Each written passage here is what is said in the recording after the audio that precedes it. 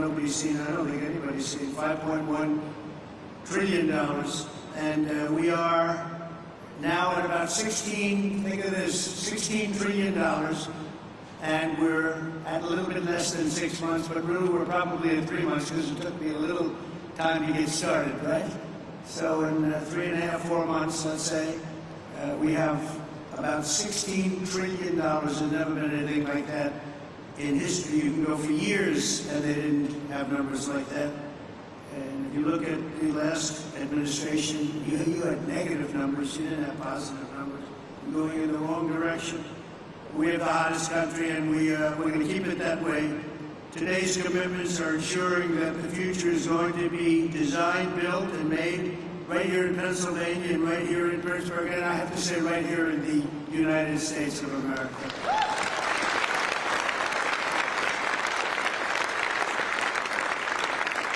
I want to thank, we have some great talent in the administration. I want to thank and say hello to a few people that are with us, secretaries, Scott Bessent, Howard Lutnick, Doug Burgum, Chris Wright. You know, Chris Wright's very friendly with the people up here. Doug, I wanted Doug for energy. I didn't know about Chris. And Doug said, I have somebody that's much better than me. Right? And Doug never said that in his life. I said, this guy must be very good. But what a team they are. You know, we have one controls the land and one controls the energy, but it was sort of intertwined. So we put them together, right? We never even discussed who's supposed to be the leader of the pack, but boy, you are, it was one instruction, drill, baby drill, right? And they are drilling. They are drilling.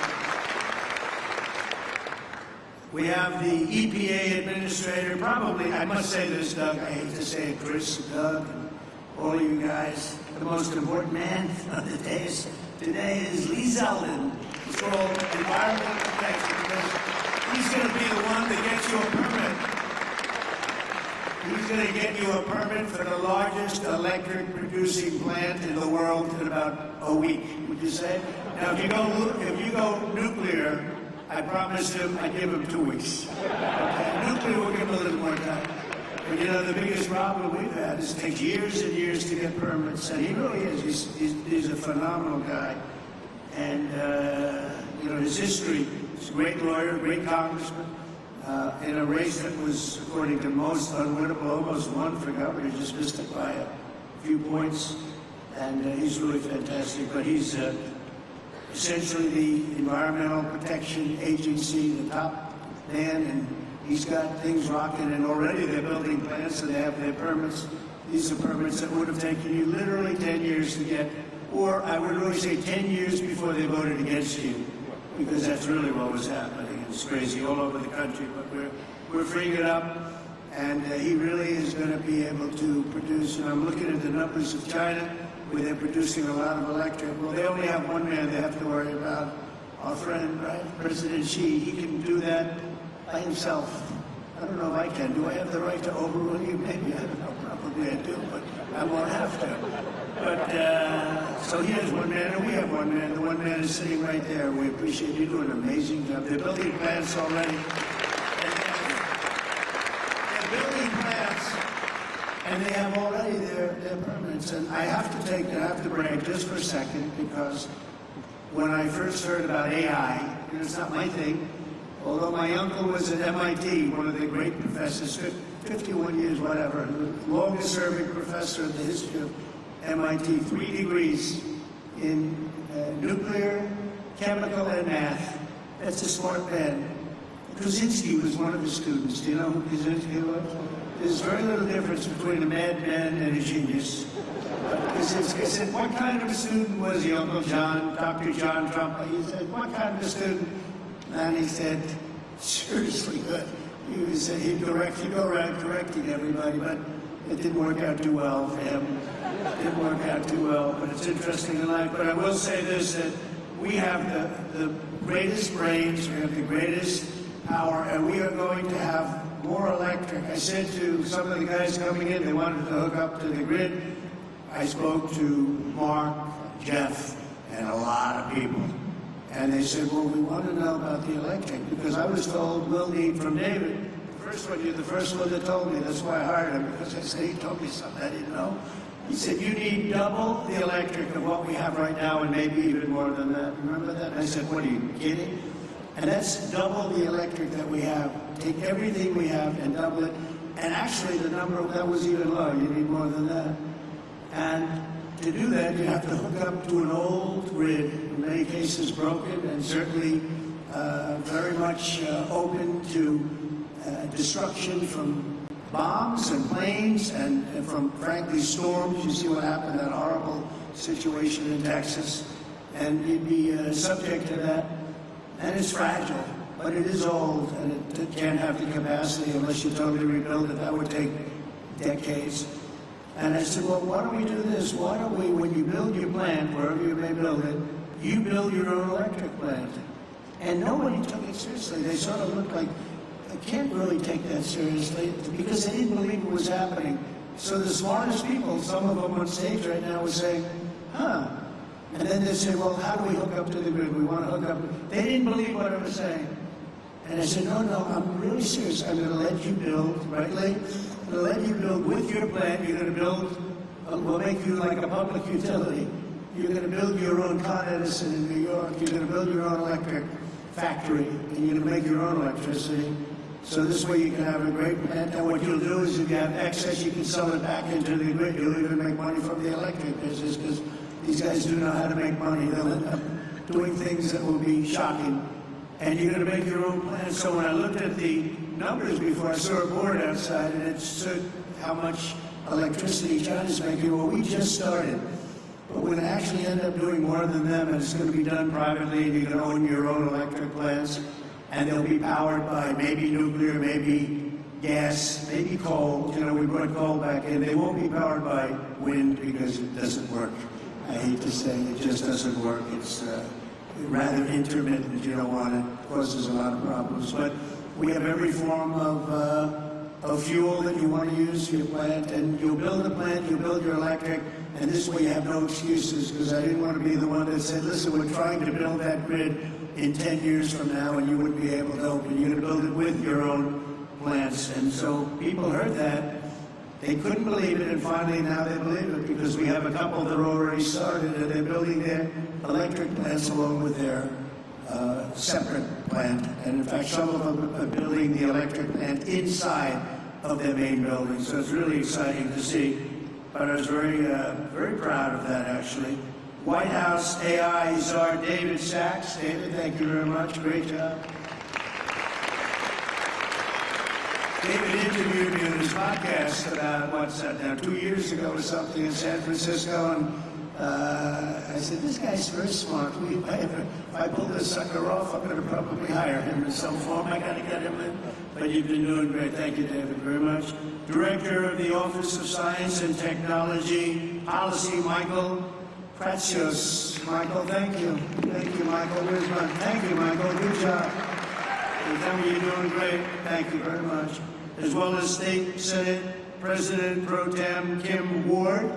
Kim, thank you, Kim. Good job. Kim's very happy right now. State Senate Majority Leader Joe Pittman. Joe, thank you. And State Senator Greg Rothman. Thank you very much. Thank you. I also want to recognize your great congressmen. These are friends, these are warriors. They just passed the great, big, beautiful set. Yeah, I had the word great. I like to say this. The really was really supposed to be great, big, beautiful. They call it the big, beautiful. But I had great. They took the word great out. I was on a show called To Face the Nation or something like that. Ladies and gentlemen, To Face the Nation. And I said, I want a great, big, beautiful bill. And they named it that. And it really is. It was supposed to be 7 bills. Could have been 2 or 3, but it was supposed to be originally 7. I said, let's put them all together. And if you put them all together, there's going to be something for everybody. And that's what happened. And we got it passed. And Republicans said we didn't get 1 Democrat vote. Think of it. The biggest tax cut in history, and we didn't get a Democrat vote. And so many other things. No tax on tips.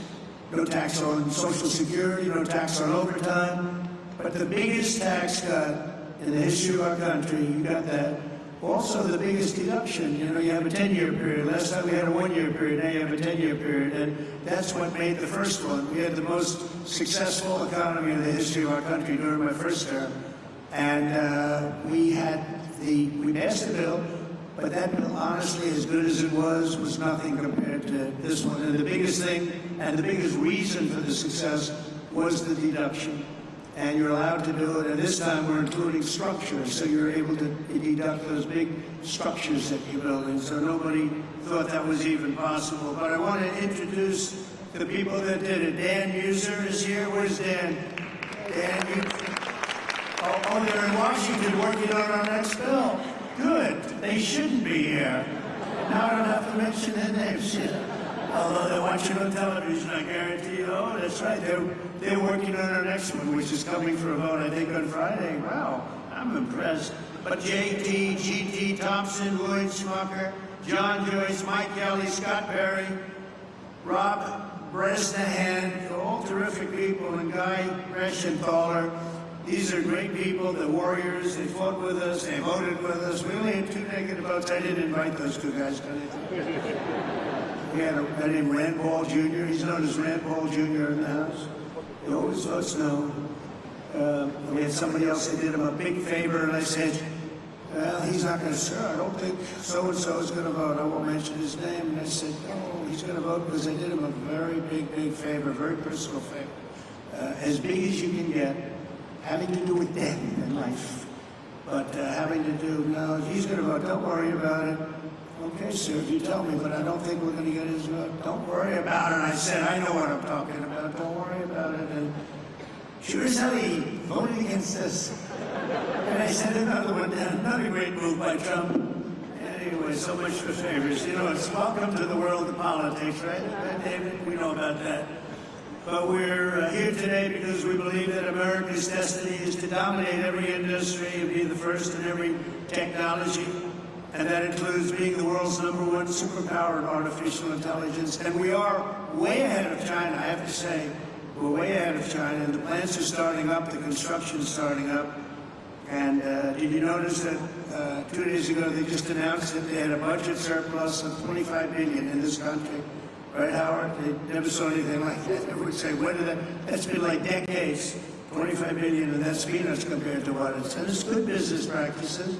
The tariffs are coming in by the hundreds of billions of dollars, and they're really at the infant stage right now. It's only on cars and steel, mostly.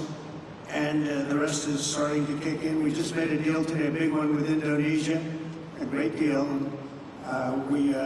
They've opened up Indonesia fully. You know, Indonesia really has great copper, very powerful copper, but they have a lot of things, and we have full access to Indonesia. We'll soon be announcing probably, if we do, we do. If we don't, that's okay too. I don't mind, because I'm very happy with the letters that we send out that you'll be paying X%. I almost like it better if you want to know the truth. But Scott and Howard, they like to go the old-fashioned way. Let's work hard to make a deal. I don't know, there's something about pay us 35% of everything, and we're very happy. But I think India's going to open up, and a lot of countries are going to open up. And some that don't, they'll just be paying a very substantial tariff, but peanuts compared to what they should be paying. So we have some amazing things. China and other countries are racing to catch up to America, having to do with AI, and we're not going to let them do it. We have the great chips, we have the great everything, and we're going to be fighting them in a very friendly fashion. I have a great relationship with President Xi, and we smile at the back and forth, but we are leading. I heard somebody say before that we're going to try and catch China. We're not catching them, we're leading. And one of the advantages they have is they show the electric that they have it. They're opening up coal-fired plants all over the place. And we're entitled and allowed now to do that too. We took coal, it was taken out of the chain, and coal is actually a very powerful. I say you're not allowed to call it coal.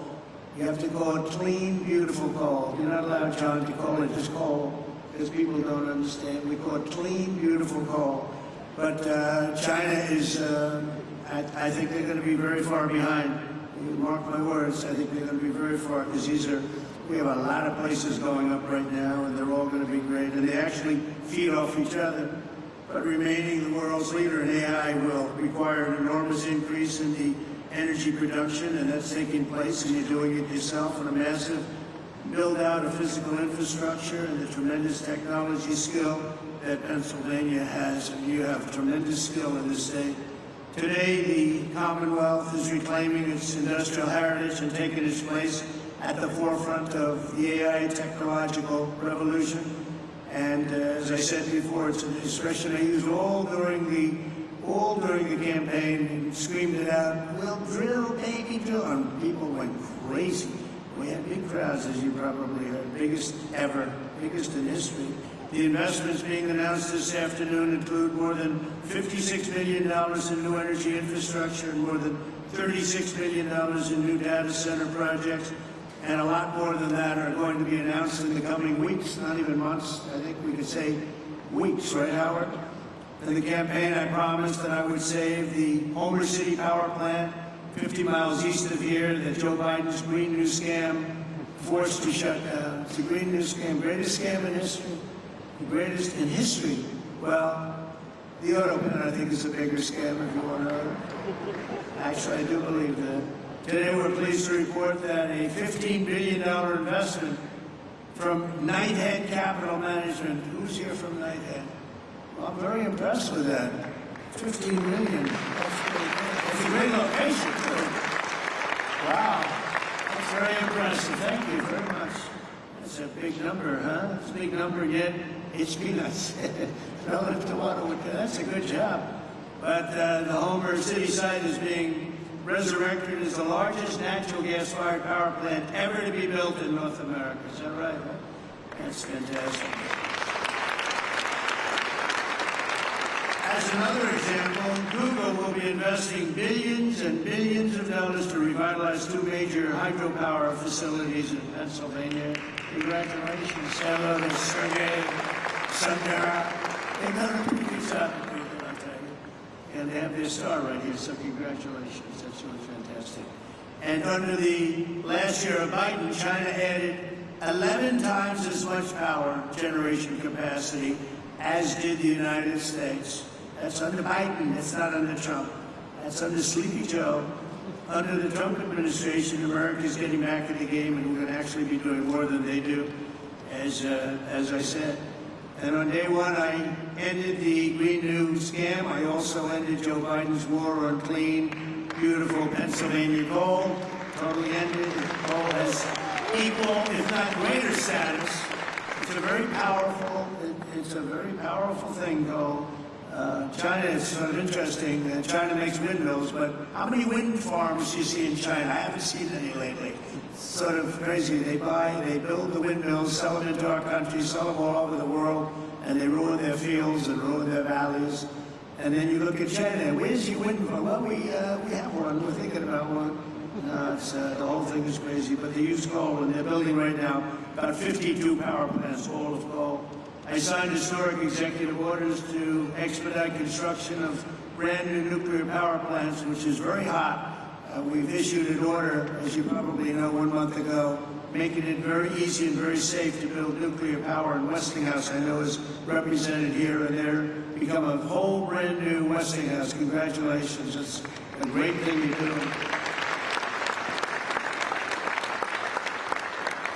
We were hurt by some very incompetent people. I watched what was going on there in the form of regulators. They were really doing a number. Our regulators are the opposite. We'll be very safe, but we're fast and safe, and you're going to get a whole different group of people. But it's announcing plans to build 10 state-of-the-art nuclear reactors in the United States. That's great. Congratulations to Westinghouse. And to further accelerate investment in the industries of tomorrow, 2 weeks ago, we enacted the largest tax cuts in American history when I signed that one big, beautiful bill into law. We're adding to it a little bit, and we're refining it a little bit, all to the positive. And that's why the congressmen, I'll pretend I'm really angry at them, but I would actually be angry at them if they showed up late, right? I'd be much more, if they're here, I would not be happy. The bill allows 100% expensing on all new equipment, something that's never happened before. Factories, research, and as I said before, even structure. To further protect Pennsylvania industry, 2 months ago I came here to announce my approval of a historic investment deal with Nippon Steel of Japan, to keep U.S. Steel right here in Pittsburgh. We have a great woman here, Selena Zito. She's the writer. She writes on the Rust Belt and the Midwest, really, but the Rust Belt. Anything having to do with rust and belt. Where's Selena? Is she around there someplace? Because I'm doing an interview with her in a little while. And I said, do me a favor, let me do the interview after this. This way we can be right on time. Where is Selena? Oh, she's great. You can't be angry at me now, Selena, because I'll be with you. I said, Selena, can we make it after? Otherwise, we're going to keep a lot of money waiting. These people have big money. When I saw the people here, I said, Selena, I'm sorry. I have to delay this. And also, Miss McAdams. Where's Miss McAdams? We're going to do one with her, too. And she's great, with Fox. And she's been fantastic. Stand up. Stand up. Young and smart and vibrant. You've done a great job. So I'll see you in a couple of minutes. That's great. We can't keep this kind of money waiting. These are truly the biggest investors in the world, including my friend John on my left. But these are the biggest investors in the world. I'm sorry, McAdams, and I'm sorry, Selena. That's the way it works. Very impressive. But Nippon Steel, and we got it, and we have all sorts of protections because of the fact that U.S. Steel was, you people, years ago, 80 years ago, was the biggest company in the world, most powerful company in the world, and we were very strong, and Nippon's coming in, they're going to be investing $17 billion. They're going to build new plants all over the country using U.S. Steel, and we have the absolute control because we don't want to lose control of that one name. That one name is very important for to the history of this country, and I think Nippon's going to do a fantastic job. And, you know, in some cases, they could take it back to their country. I said to people, because a lot of people said, well, what do you think the Japanese companies coming in? I said, well, you know, when they spend $1 billion in a steel plant, they're not going to put it on a boat and take it away. It's going to be right here with us, no matter what. But they are going to do a fantastic job, and they look forward to it, and they're so excited about it. They actually fought very, very hard to get that deal. And I think when you look at the countless jobs at the Mon Valley Works in western Pennsylvania, we have something that's going to be really incredible. And we did keep a golden share. You know what's the golden share? I do. I have the golden. Does everybody know what a golden share? A lot of these people from the Middle East, they don't have to worry about golden shares. But we have a golden share, but Nippon's going to do a fantastic job. With that historic announcement and the new commitments being made today, we're building a future where American workers will forge the steel, produce the energy, build the factories, and really run a country like, I believe, like this country has never been run before. I think we have a true golden age for America. We've been showing it, and it truly is the hottest country anywhere in the world. And I'm honored to be in Pennsylvania, and I'm honored to be in Pittsburgh, and you're going to see some real action here, so get ready. Lots of jobs, lots of success. Really a beautiful thing is, it's going to be beautiful to behold. So enjoy yourselves, and I look forward to hearing some of your geniuses speak, if that's okay. I'll see you around, all right? Okay. Thank you, Mr. President. Thank you so much. Again, thank you for being here. And you coming has allowed us to have this incredible summit. You won't surprise you, this summit was Gina's idea. But what it's allowed us to do is catalyze the investment. It's allowed us to get a lot of attention on Pennsylvania's story, and it's allowed us to deliver on the promises you and I talked about, which is jobs for working families, really a great opportunity here in Pennsylvania. So it's the manifestation of your agenda.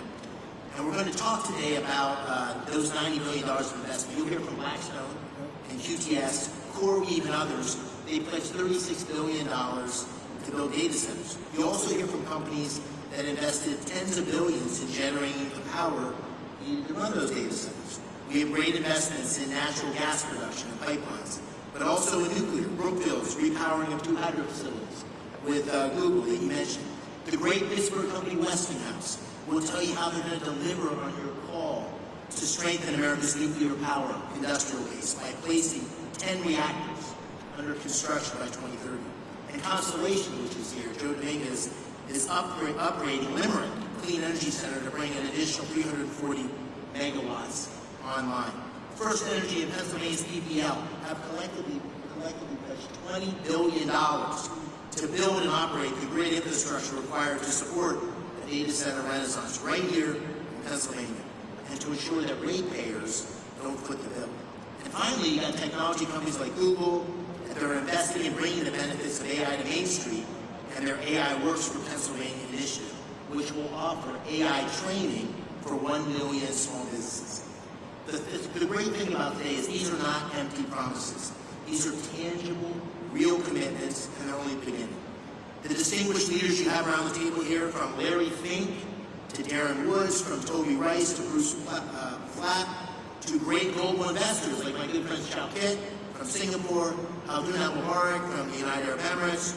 They've traveled long distances to witness firsthand this historic moment and to see firsthand what's happening in Pennsylvania. And these investments are a testament to Pennsylvania's unique resources.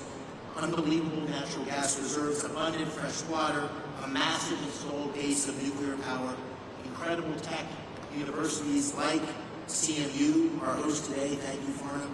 Amazing skilled trade engineers represented by Pennsylvania's own Rob Baer and Brandon Bishop here of the National Building Trades. But none of this would have happened. None of this would have happened without your unwavering commitment to unleashing American energy dominance and standing up for workers in Pennsylvania and across the nation.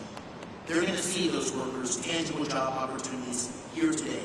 These projects will create tens of thousands of construction jobs and thousands of well-paying direct and indirect jobs supporting these projects, supporting these industries.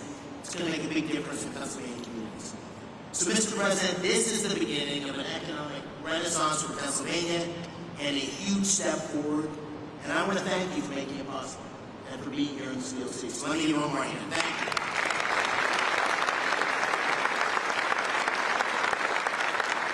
So with that, Mr. President, I'm going to call on a handful of the people here and let them tell you a little bit about what they're thinking and why they're investing. I'll start with, to your left, John Gray, President and COO of Blackstone. $25 billion in data center and energy infrastructure in Northeast PA. Thank you, Dave. I want to start by thanking President Trump for recognizing the importance of American leadership in AI innovation and for prioritizing the physical investment required in digital and energy infrastructure to make this AI revolution possible. We believe this new technology can lead to a manufacturing renaissance in the United States. Generating electrons will spur economic activity and employment growth right here in Pennsylvania. That also leads me to thank Senator McCormick for hosting this terrific summit, and Dina's help, of course.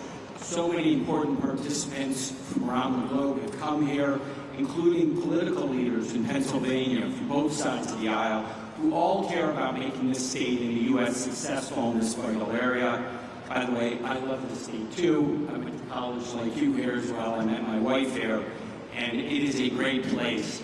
I will say that at Blackstone we have enormous investments here, and we're very excited to announce that we're going to make a further $25 billion investment into Pennsylvania's digital and energy infrastructure.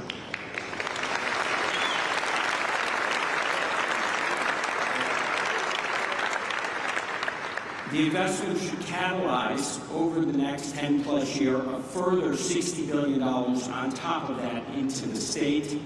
Pennsylvania, as you've heard, is uniquely situated as a strategic hub to power the nation's AI objectives. Abundant, low-cost energy, 20% of the country's natural gas production, and by co-locating data centers next to the natural gas, we eliminate the enormous cost and time delays with these projects, which makes us super bullish on the state. America's AI future obviously requires rapid acceleration of data center construction.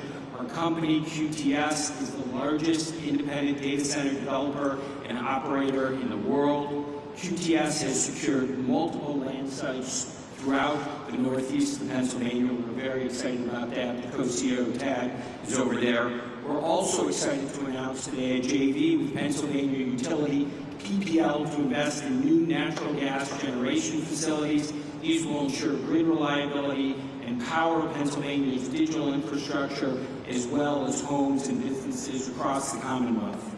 Net here, this continues our long-term partnership with Blackstone with Pennsylvania. We believe 6,000 plus jobs will be created or supported annually over the 10-year construction timeline. Over 3,000 permanent jobs will be created or supported by QTS and its customers. We have long-standing relationships with labor. We plan to continue those here in Pennsylvania, and we intend to commence construction on these projects by year-end 2028. Thank you for having us today, Senator McCormick. Thank you, President Trump, for your leadership. We are honored and excited to be investing in the future of Pennsylvania and the United States.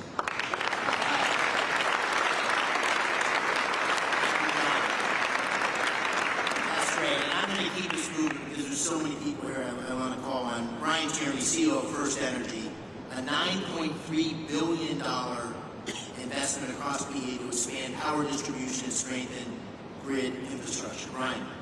Thank you, Senator McCormick. And thank you, President Trump, for your leadership, particularly on energy security and what it means to our economy. At First Energy Pennsylvania, we have 6,000 contractors and employees who are thrilled to serve 2 million customers in the state. We are planning $15 billion of investment between now and the end of your term in the distribution grid and the transmission grid to enable things like artificial intelligence development, shale gas development, and any other form of economic and technological development that there is. We have partnered with the unions, the IBEW and the UWUA. We have a journeyman lineman hiring program, and we have an apprenticeship program that will create not just jobs, but long-term good-paying careers for the people of the Commonwealth. We're thrilled to be making this investment in the grid and infrastructure in the Commonwealth, and look forward to working with those around the table to make it happen in the years to come. Thank you. Thank you, Brian. Dan Summer, a Pittsburgh iconic name, Westinghouse, $6 billion. This ties directly to the executive order of your commitment to nuclear power.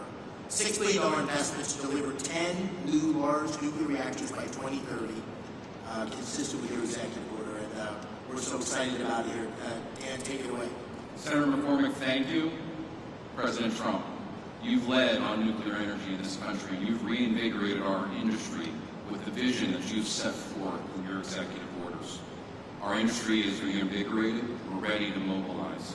Westinghouse today is the world's leader in nuclear technology. Over 50% of the reactors that operate in the world use Westinghouse technology, and today, we as a company service over 60% of the world's operating nuclear fleet, right here from our headquarters in the Pittsburgh region, actually Butler County, as well as sites around the country and around the world.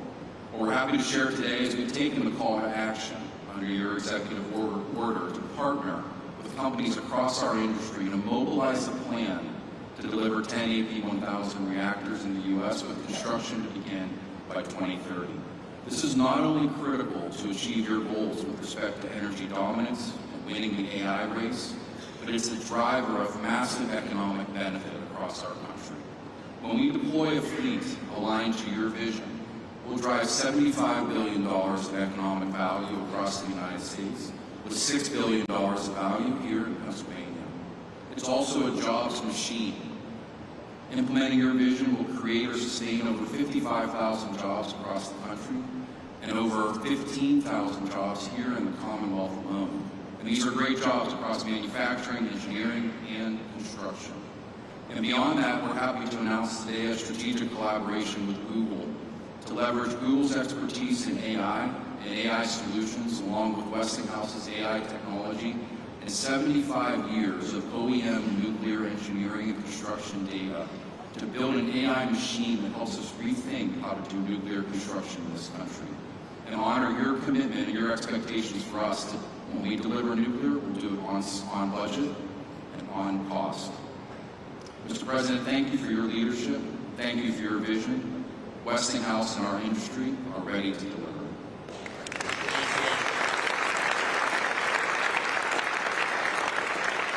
You almost gave the introduction for my good friend Ruth Barat. Ruth, thank you for being here. And Google is doing a number of things, partnering with Brookfield, which Bruce Flatt is here. Great partnership. We're lucky to have them both engaged in Pennsylvania. Bruce is also the majority owner of Westinghouse. Brookfield's the majority owner of Westinghouse. And also an incredible effort to train a million small businesses in AI. So Ruth, please tell us what you're doing in Pennsylvania. Thank you. Thank you, Mr. President.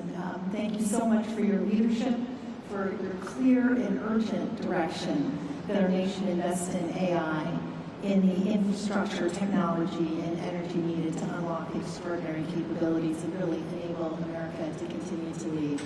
And Senator McCormick and Dina, thank you for this extraordinary convening. It really has delivered the energy, no pun intended, that we were striving to achieve here. On behalf of Google, I'm very pleased to be here in Pittsburgh to announce that Google is investing more than $25 billion in data centers and AI infrastructure across the states in this critical PJM region over the next 2 years. And to support the investment, we're investing in 3 additional ways and focused on them. First, Mr. President, to support your mandate for energy abundance, we're investing in hydro, as you referenced. It is a $3 billion, 20-year agreement with Brookfield Energy to modernize 2 hydropower facilities in Lancaster County. Second, we've already heard about the importance of the grid. The Department of Energy has estimated that there is up to 100 gigawatts of additional capacity in America's grid infrastructure if we collectively work to unlock it. So at Google, 2 things. We're applying advanced technology to ensure that we're most efficiently using power from the grid, and we're also working on ways that AI can help to identify and deploy capacity more efficiently. I think what's really exciting also is we're focused on jobs. There are 2 parts of the focus on jobs. One is really training to support the jobs to modernize the grid. There is an acute need for electrical workers in this country. It's estimated in the 100,000 plus. Last month, Google made a grant to the Electrical Training Alliance to equip more than 100,000 electrical workers with the skills that they need and train 30,000 new apprentices by 2030. Today, we are expanding that grant to increase the projected pipeline of new electricians in Pennsylvania by 64%. Third, we think it is critical, as Senator McCormick said, to build a fair America, an America where everyone has the opportunity for jobs of the future. And to ensure that we can do that today, starting in Pennsylvania, we're really proud to announce AI Works for America. And through partnerships with leading employers, universities, skilled trades, and manufacturers, we're going to help train American workers and students by teaching them essential AI skills. And as part of this, I'm very proud that Google will be offering free AI training to every small business in the Commonwealth of Pennsylvania.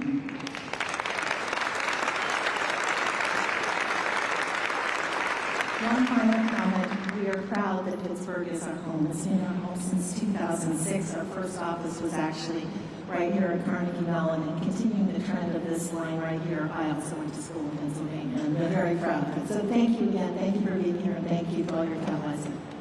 Thanks, Ruth. That's really glad to hear. I want to call on just briefly Mike Infantore. Mike, I want to take note of this for all you CEOs.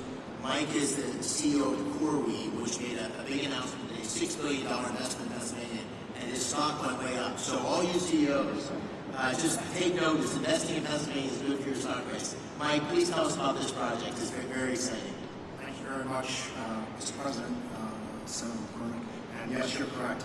The market responded well to our announcement of investing $6 billion into a Lancaster, Pennsylvania data center.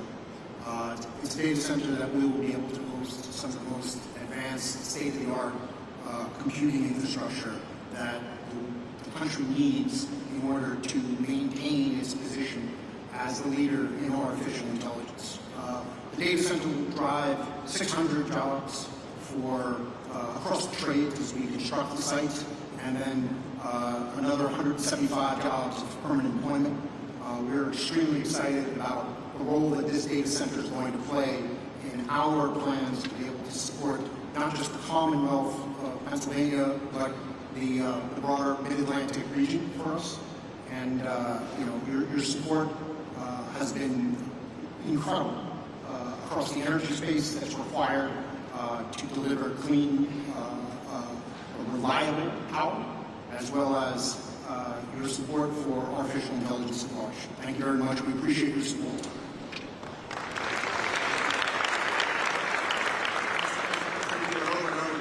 Incredible job creation, but we need workers to be able to fulfill these jobs. And I see my friend Barry in the audience, and we talked a lot about the need for construction workers. There he is. There's Barry. We have Brandon Bishop with us today from the National Building Trades, and I was with a bunch of guys from the building trades a couple weeks ago, and they were saying, we don't want to do the apprenticeship program until we're sure about the work. And I said, double, triple, quadruple the programs, right? We got to have skilled workers who can meet the needs. We got a tsunami of opportunity coming to Pennsylvania. And so maybe you can take a minute, Brandon, on that. Thank you for being here. Thanks, Senator McCormick. Mr. President, it's an honor to be here today representing North America's building trades unions and our 3 million members, especially the thousands of highly skilled workers across Pennsylvania who are ready to deliver on all of the historic investments being announced here today. All the projects discussed here today aren't just about energy and innovation, they're about job creation. And all of us in the building trades stand ready to deliver. If you want the highest quality, most productive, long-term labor survey, partner with us from day one. Don't just build with us, stay with us and maintain it for decades. And when you partner with the building trades, you get results. Productivity is 14% higher. Projects cost 4% less on average. They're 40% less likely to face labor shortages, and labor turnover is cut by 2/3. We are the solution to the workforce challenge. Our members are sourced and trained through the largest private workforce development system in the country. Over 16,000 world-class training centers, including many right here in the Commonwealth of Pennsylvania. These centers train hundreds of thousands of men and women through our gold standard registered apprenticeship programs. No taxpayer dollars required. And they don't just lead to jobs. They launch lifelong, middle-class careers with family-sustaining wages, health care, and retirement. So if you're investing in Pennsylvania, let's talk, let's plan, let's partner. Because there's no workforce more prepared to build the future, and no investment more certain than when you build with us. That's what we do. We build, we maintain, and deliver, all by doing it the best way, safely, on time, on budget, and with the highest quality. Thank you, Brandon. I appreciate it. Thank you.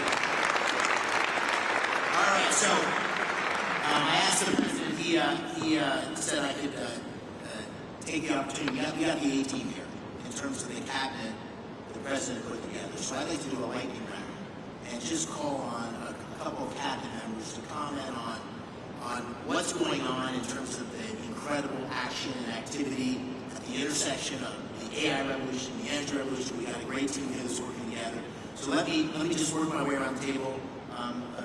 Mr. Treasury Secretary Scott Besson, and then I'll turn to you, Howard, and then you, Chris, and then you, Doug. And Director Zeldin, I'm sorry to miss you before, but I'm so glad you're here. You're doing great things for our country. Thank you. Thank you, Senator. I want to thank President Trump for his leadership. The President's laying the foundation for a golden age economy comes just in time to begin America's 250th anniversary celebration. 3 industries will define the future: manufacturing, energy, and technology. Not coincidentally, Pennsylvania is at the forefront of all 3. For more than 2 centuries, the Commonwealth has been the keystone at the top of the American arch, and politically, economically, technology has played an indispensable role and will continue to do so under President Trump and Senator McCormick's leadership.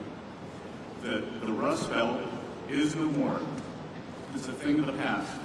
The factories that industrialized America, won World War II, and built our modern infrastructure are firing up again, and new factories are coming online. Taking place along the blue-collar boom is CapEx boom that we've heard about today. And this is just the beginning. This is the third time I've had the privilege of being in the Iron City in less than a year. I was here President Trump's final day on the campaign trail at the auditorium at the Duquesne Arena, and I saw the steel workers there to support him. I was back 3 weeks ago when he announced the Nippon Steel deal at the U.S. Steel plant, and it's an honor to be here with all of you today and see this CapEx boom along with a workers boom. All right, my good buddy, Secretary Ludwig. Advanced manufacturing, technology lead. Our technology is the best in the world. President Trump is out to unleash that technology to make sure we win the AI race. But he knows that we need energy to drive it. And that's why he campaigned on drill, baby, drill, because we need energy. We need it across the nation, and we need it in Pennsylvania, which has got amazing natural gas resources. Incredible. And then we've got to turn that into advanced manufacturing. So those three buckets are where we're going. And President Trump is leading the charge on that. And we are very excited. $16 trillion in investment dollars coming into America. So your workers, man, are they going to be busy?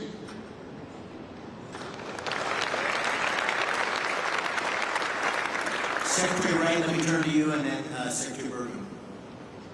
Yes, thank you, Senator McCormick, and thank you, President Trump. We are all here, and we're talking about $90 million investment in this state because of a dramatic pivot in the leadership of our country. President Trump, an East Coast real estate developer, understands his gut energy more than anyone I've met. He knows energy is the infrastructure for everything we do. You get energy wrong, nothing else matters. If you get energy right, the possibilities are just immense. And Pennsylvania, the oil and gas industry, global oil and gas industry, started a few dozen miles from here in Titusville, Pennsylvania. The shale gas revolution may have started in Texas, but it really flourished and hit its peak right here in Pennsylvania. Pennsylvania today exports more energy to other states than any other state except for Texas. And it would export more, but it had blocks on building pipelines. Two great opportunities for Pennsylvania energy. One, and President Trump is hard at work at both of these, one is to get those pipelines built from Pennsylvania to New England so we can change the quality of life and opportunities.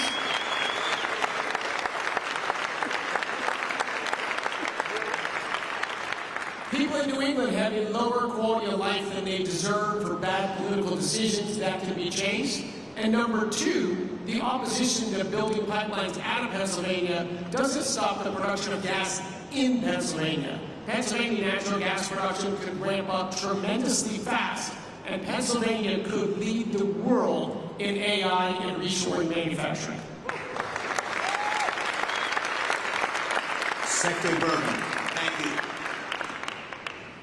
Thank you, David Medina. President Trump, it's such an honor to work for you. Your vision of energy dominance is the foundation of this golden age for America is coming true. And it's just common sense.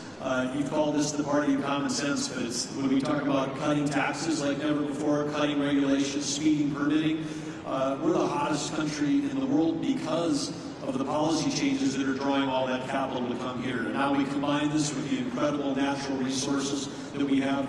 You understand better than anyone that the balance sheet of America is the biggest balance sheet in the world, the natural resources that we have.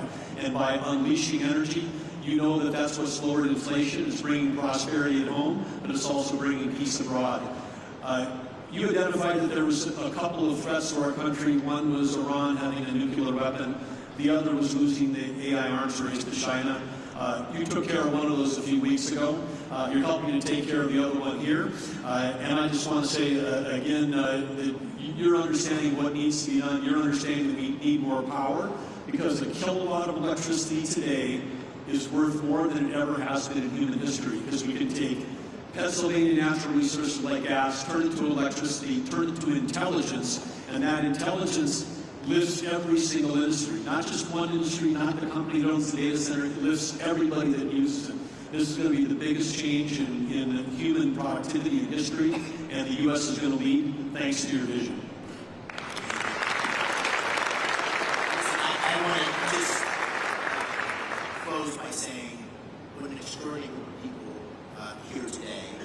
Thank you all for coming. As we have, there's just people you could talk for days just listening to the people around this table. So thank you for being here. Thank you for your commitment and investment in Pennsylvania. Thank you all for you in the audience. The Pittsburgh Post-Gazette ran an article last week, and it said in the first line or two, not since the days of Andrew Carnegie has so much economic power been gathered in one room in Pittsburgh. And I really believe, Mr. President, based on you being here, we're going to look back on this day and say that this was a real seminal moment in the history of our Commonwealth, and maybe even in the history of our country, because not only of you being here, but all the policies that are leading us in this direction and the leadership we show. So I want to thank you on behalf of Dean and me. Thank you on behalf of Pittsburgh and Pennsylvania. We're grateful for your leadership. Thank you for being here today.